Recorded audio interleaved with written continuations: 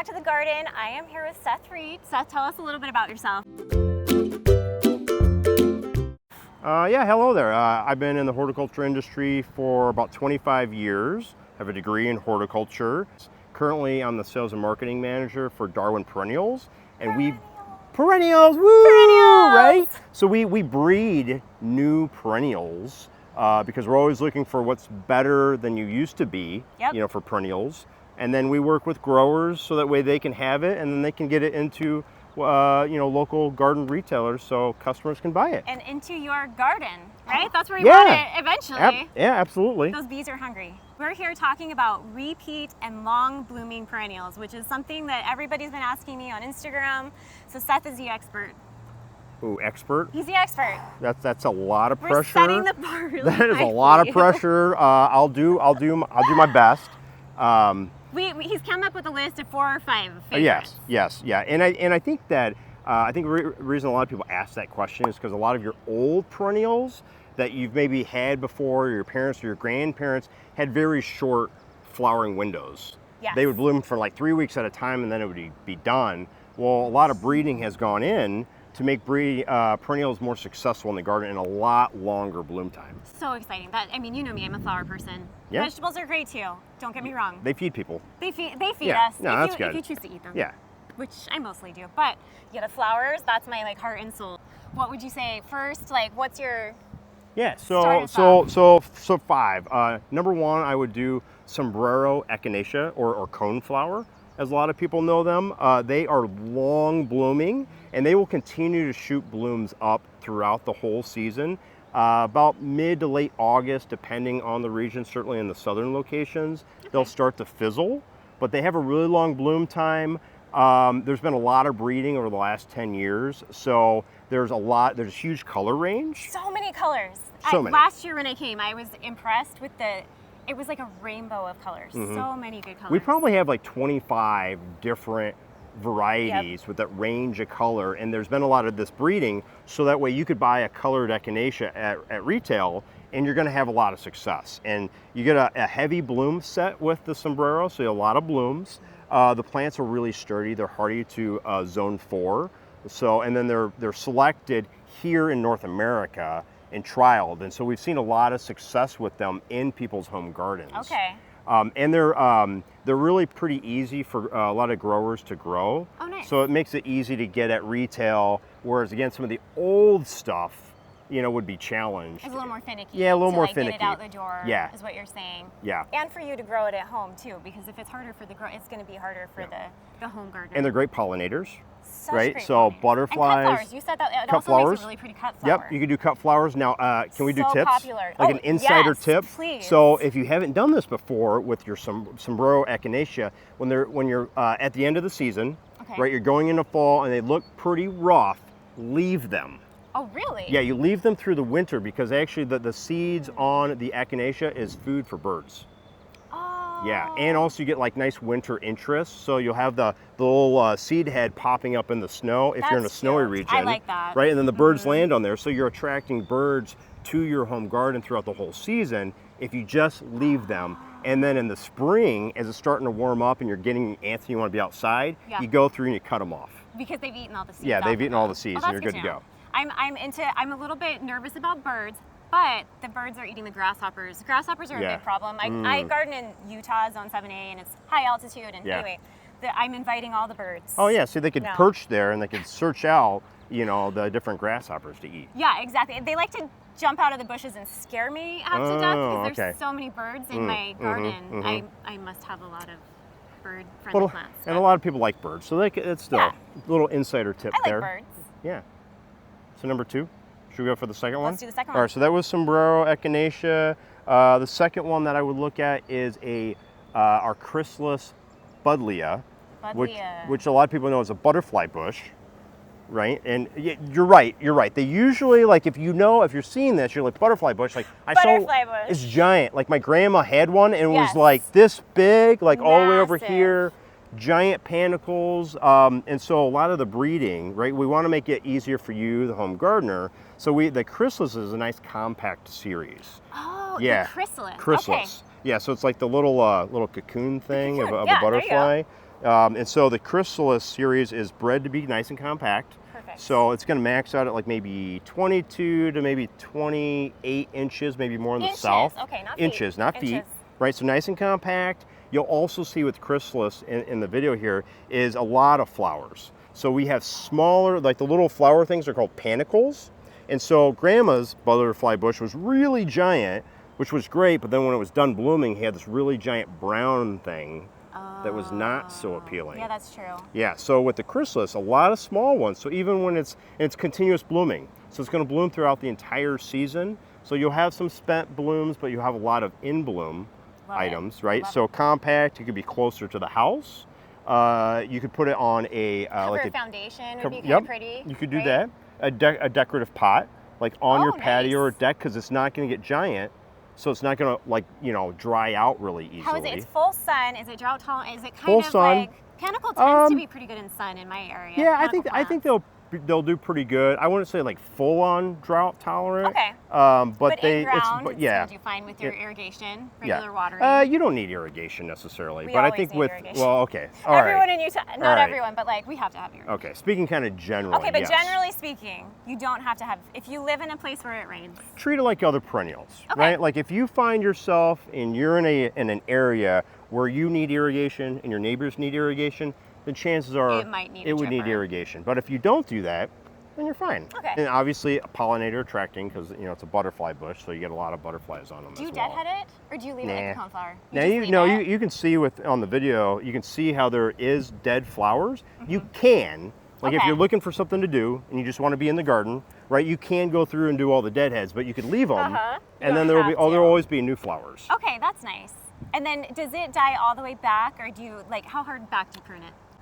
My expert, I'm not really, my suggestion would be is you wait till the following year. Again, it's always good to have some structure in the garden in the winter. Right. So wait till the next year, see where the new the new leaf buds start to pop out, and you cut back to that. Okay. So what we see with butterfly bush in your southern regions, you'll get more stems staying alive, and then the more northern regions, it'll die back closer to the ground. From the colds, yeah. right? Yeah, so just wait till the next year, cut back to the leaves, and then you're good to go. I'm all in. Continuous blooming. Oh, we have the Delosperma Ocean Sunset. This one's amazing. This one caught my eye. You can see it from so far away because it shines. Shines. It's like you just waxed your car. Yeah, that's exactly what it's almost that opalescent, shimmery.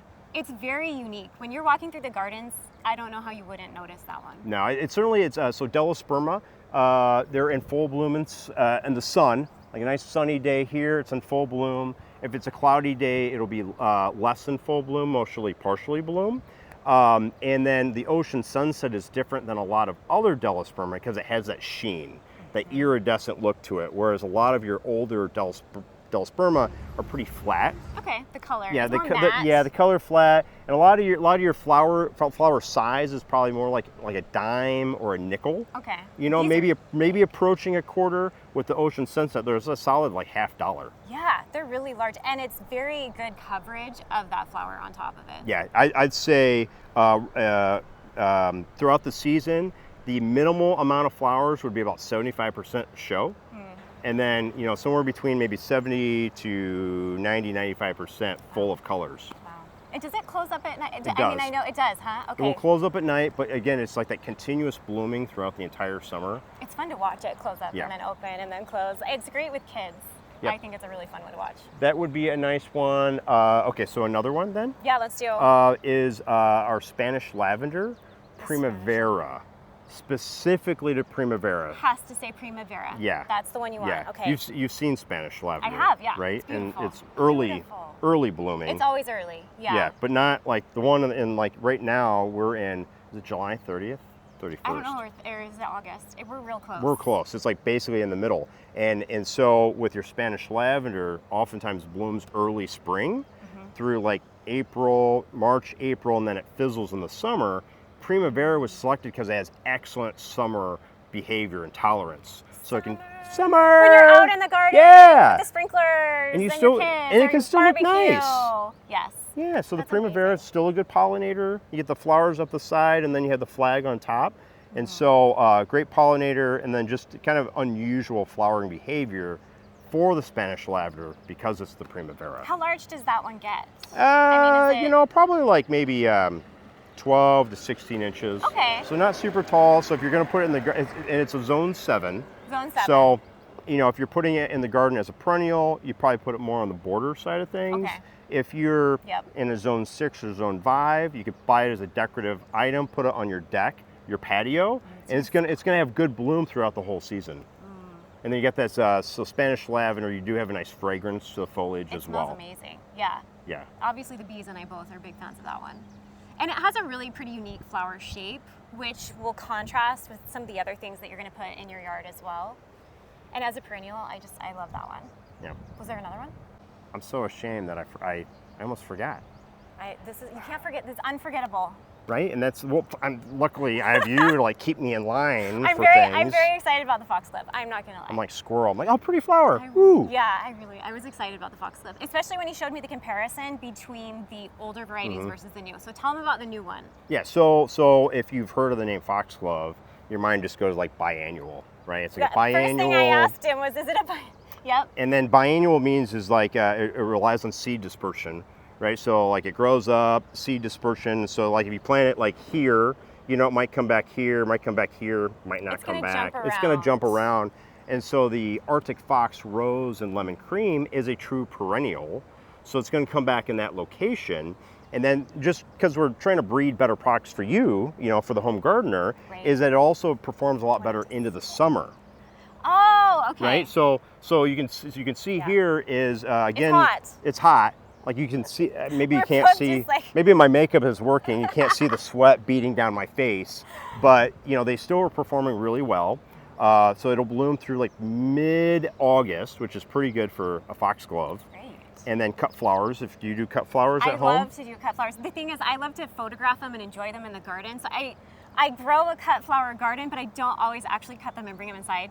But I do like. So I don't want to rob you of an opportunity. So you can with a lot like foxglove and others. When you cut them, they will rebloom.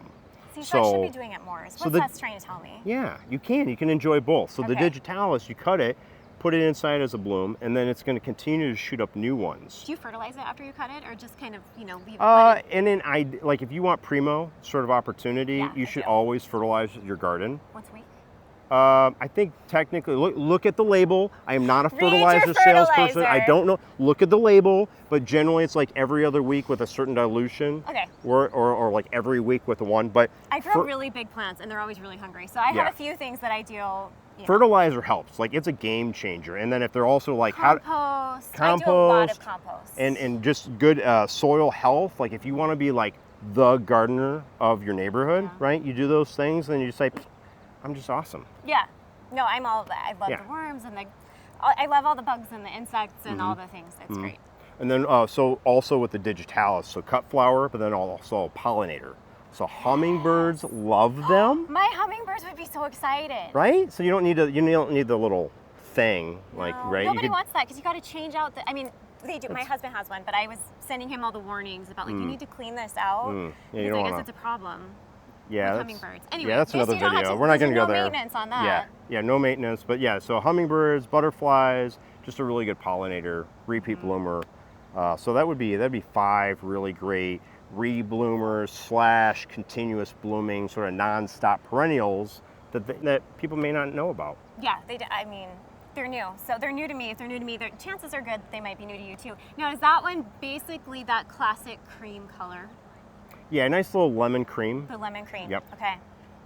I do love that color. It's very soft. I like a good soft good yellow. For a cottage garden, Cottage gardens, they're so hot right now. There's a lot of other vibrant colors. You need a good, perennial gardening is more like a palette. Agreed. Right? Like it's a lot of, you're an artist. I'm not, I don't, Yeah. you know. Yeah, She should say that. A You got it. soft yellow. Yeah. Amazing. And then it goes really well with a lot of the lavenders. If you're doing kind of the complementary colors across the color wheel from each other, that soft yellow is going to pair with a whole bunch of different things. Now, one more thing. We did have questions texture-wise. What are you feeling for texture? Actually, we have two. We have 2 more things, right? Yeah. The texture in your garden, there's something that's kind of a standout that Seth was telling me about. The silver swirl. Oh, the Wasn't silver. that the Oh, texture? yeah, no. I was just testing you. I was just testing her, see if she knew. A, straight A. Yeah, yes. A student right there. Yeah. Yep, the silver swirl. The silver swirl. So this is a centaurea silver swirl. It's zone 6B. So hardy for a lot of people, maybe not some. But when you're looking at the plant, it's just that really bright silver color, soft, right? Like kids love it. Like you can just touch it, feels good. My kids love the way it feels. I do too. I keep going over and just just like put it next, put it like right next to your back door, and you can just be like, oh yeah, I like that. It feels good on your way out to the garden.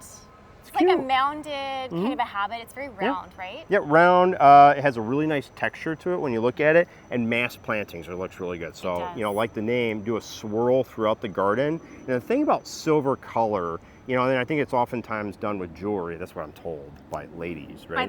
By the ladies. I don't wear a lot of silver jewelry, but silver as a color makes everything else pop. It pops so well. It's the contrast. Good, strong contrasting color. So you put it in the garden next to whether you do perennials or annuals, and it's going to make everything around it pop so much more. Also containers. So we have some really nice mixed containers with it as well. So you can add that for a little bit of flair that adds a whole nother level of excitement into your containers. Oh, I love that. And it adds a little more depth too with the texture. I think a lot of times people are like, oh, I like this plant and this plant. You don't think about texture as often as you think about color, but texture is another really great way to add some depth and a little bit more, dare I say, more expensive, a higher class. Well, and that's where like a lot of like landscape designers and architects that are doing with perennials is the texture, because it does add additional elements that a lot of people don't always think. They always go bloom. Bloom first, continuous blooming, right? But then the texture adds a level. It does. You also can get colors that you may not be able to get with just flowers alone. Sophisticated. Sophisticated. It adds that level of sophistication that you want. Yes. Now, speaking of sophisticated, there's a new introduction, and it is tall and skinny and yellow. Tall, skinny, and yellow. So so that's a Kniphofia glow stick. Kniphofia. I just like the word. I've been saying Kniphofia all day and all night since I learned Kniphofia. how to pronounce it. I'll give you 4 guesses on how to spell it. Nope, I will fail. I love spelling, but it took me a while. Kniphofia. I think. I hope that's right, since someone can rewind and double check me. Yeah, there we go. On that. So Kniphofia glow stick. So red hot poker plant is the common name. It's been out for like ever. And if people think of that again, like a grandma's plant, is oftentimes there's one big show of color, and then it's done, and then you have the sticks. With the Kniphofia glow stick, it actually it'll bloom a little bit after your other Kniphofia, which is good. You want flower timing in the garden. Correct. But this one will continually bloom and through a freeze.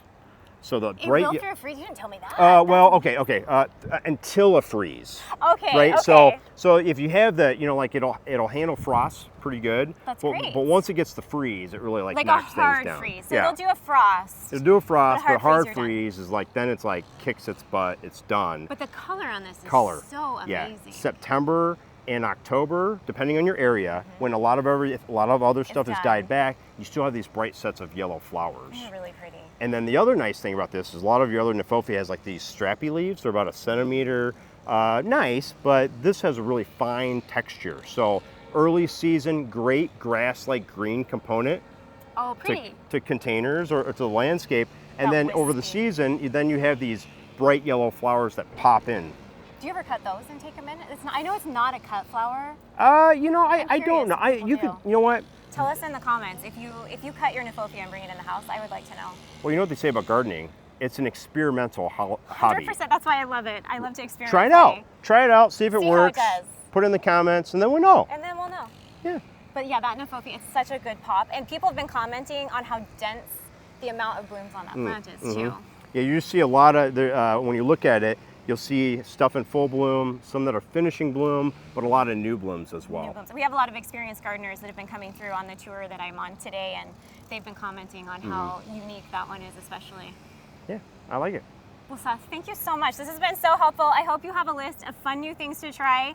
Let me know if you see them in the garden center, because I'm going to be looking too. Thanks again, and we'll see you next time.